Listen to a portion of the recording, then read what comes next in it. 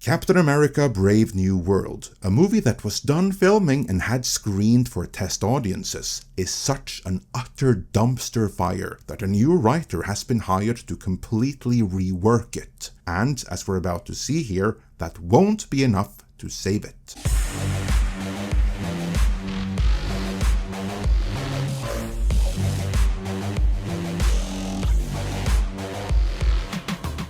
On December 13th, Deadline Hollywood broke the scoop that writer Matthew Orton has been hired for writing quote-unquote new scenes for Captain America Brave New World. These new scenes then will be shot next summer, with plenty of time to spare before the movie's release in February of 2025. Deadline Hollywood really emphasizes that, because they're running the studio's errand, doing everything they can to obfuscate from the fact that in its current form, Captain America Brave New World is yet another Disney flop in the making, that will only serve to damage the Marvel brand even further. In this quick cut editorial, I'll begin with the reality of what is going on with Marvel's upcoming flop. How Deadline Hollywood is trying to spin this on Disney's behalf, and finally, why this rewrite won't help one bit. Take note that Deadline Hollywood does confirm that there's a new writer and there will be reshoots, but they very strategically omit to present why these reshoots are needed in the first place. Not to worry though, courtesy of our good friends WDW Pro and That Park Place, we do have a fairly good idea. I mentioned earlier that there have been held test screenings, and leaks from those test screenings made their way to WDW Pro and That Park Place. What they revealed was that the upcoming Captain America movie is inspired by actual events. Or more specifically, they are not based in actual events so much as they're based in the Democratic Party account, an official narrative of events that took place in, a certain month. January to be specific, a certain date in that month, in a certain capital, after a certain contested election. I'm sure you catch my drift. The movie apparently goes deep into this narrative, and from what I understand, it kind of vilifies the audience, much like She-Hulk did. In the bubble within a bubble within a bubble that the Marvel's writers' room is, they of course thought that this was amazing, that audiences are going to love it, but when confronted with the results of the actual test screening, they apparently came to the rather painful realization that when released to an actual audience, the movie is going to go down about as well as the Hindenburg, that is, in flames. And so, an urgent rethink with subsequent reshoots was required. Earlier reports have stated that they need to reshoot 3 sequences, while WDW Pro has hinted that they may reshoot as much as the entire movie. Deadline Hollywood now confirming that a new writer has come on board to write new scenes, at the very least confirms that we are dealing with a situation akin to the Snyder Cut, or rather the Joss Whedon Cut.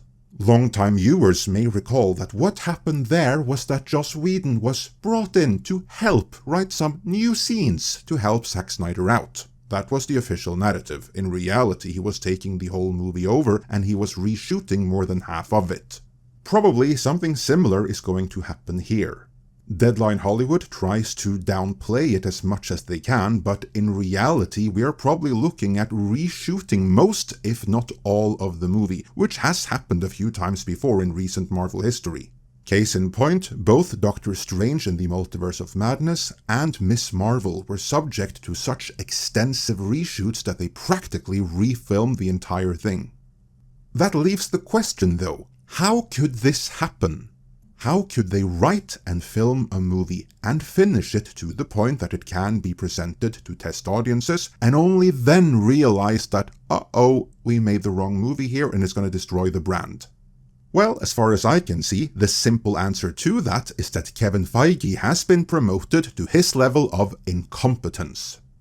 Anyone with corporate experience as well as readers of Scott Adams Dilbert will be familiar with this concept.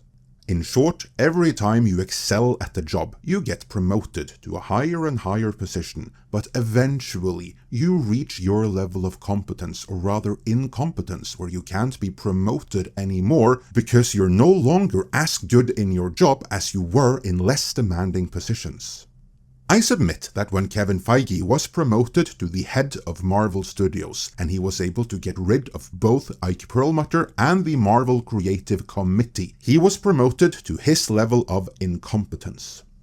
When Kevin Feige was working under Ike Perlmutter and answering to the Marvel Creative Committee, that's when the Marvel movies were really good, and the entire MCU was built up into a worldwide phenomenon.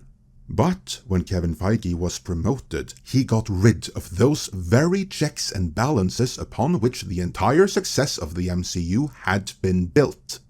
Phase 4 represents Kevin Feige unshackled. That is when Kevin Feige was fully in charge and didn't answer to anyone. And Phase 4 is also where Marvel nosedived. It would appear that Kevin Feige is quite the revolutionary and activist himself, and without Ike Perlmutter or the Marvel Creative Committee there to keep him in check, and with Victoria Alonso and Bob Iger there to egg him on, he turned the MCU into ideopolitical propaganda, thinking that the worldwide audience's love for all things Marvel would be greater than their distaste for being propagandized. As we have seen at the box office this year though, he was wrong. Very wrong. And now they can't release the new Captain America movie, probably because it would kill the Marvel brand beyond all repair. That's what's actually going on, but leave it to Deadline Hollywood, good industry mouthpiece, to spin the situation. Deadline Hollywood reads, with plenty of time until its February 14th, 2025 theatrical release, Marvel Studios' Captain America Brave New World has hired Matthew Orton to pen additional scenes and material. Orton will work on material that will be shot in additional photography, which will take place in spring-summer of 2024, we understand. Orton previously worked as a consulting producer for Marvel Studios' Disney Plus series Moon Knight, and there is a major red flag. I'll get back to why afterwards here. After recounting who is in the movie, Deadline Hollywood gets into full damage control mode. Reshoots are a part of every Marvel movie and are always planned as part of the studio's quality control production process. Reshoot days can vary from as little as 3 days to more than 2 weeks. As a general thing, this is true, but in this particular case, the movie was completed enough to have had test screenings, and after those it was pushed back more than a year. That right there, which they won't tell you, means that this goes beyond the normal reshoots that don't affect the release date. Reminding everyone that everything is fine, Deadline Hollywood concludes their piece with writing, Marvel Studios has delivered $30 billion in global box office across 33 titles since 2007. What they won't tell you though is that nearly all of that came when Ike Perlmutter and the Marvel Creative Committee were in charge of Kevin Feige. Since Kevin Feige was made fully in charge, Marvel has actually been a losing endeavor for Disney. The good news though is that they obviously realize that they have a problem, but can this new writer fix it? I don't think so. In its current form, the movie is by all accounts ideopolitical propaganda, just like everything else coming from Disney these days, and even if the presentation may change, chances are that won't change, even with a new writer. At this point, propaganda is part of Marvel's DNA, and they can't change that DNA because they don't hire outside blood. This is why writer Matthew Orton already having worked on Moon Knight is a red flag, because it means he's one of their staff writers, for lack of a better term. There was a time when Marvel, for all intents and purposes, closed the door for new blood and only worked with the people they already had a relationship with. Problem is, by that time, the good people had already left. I don't know where Matthew Orton specifically falls, but as a general thing, the ones who remain in the Marvel Rolodex were able to do so by at best self-censoring their true position, or at worst being true believers themselves. If they are true believers, their minds are so warped that they don't even know how warped they are, and they're certainly not capable of telling real stories. In other words, the only hope this movie has at being good right now, and this is a long shot, is that Matthew Orton is secretly a sane person who was only able to remain with Marvel because he was smart enough to keep his mouth shut. If not, there's no fixing this, because in order to fix Marvel's problems, they need to hire fresh, outside blood, which in turn means that Kevin Feige will have to start looking outside of his own ideological bubble. Do you think that Kevin Feige, the architect behind Marvel's destruction, will be able to recapture what he did when he answered to Ike Perlmutter and the Marvel Creative Committee, or is he too far gone? Let me know your thoughts on that and what you think about this in the comments.